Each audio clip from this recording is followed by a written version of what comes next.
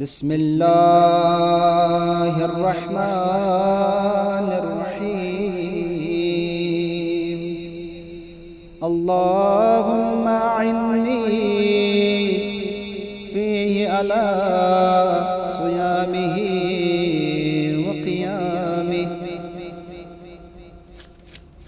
وجنبني فيه من هفواته وآثامه، وارزقني فيه ذكرك بدوامه،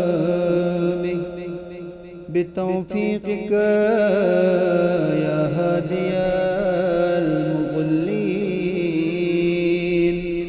برحمتك يا أرحم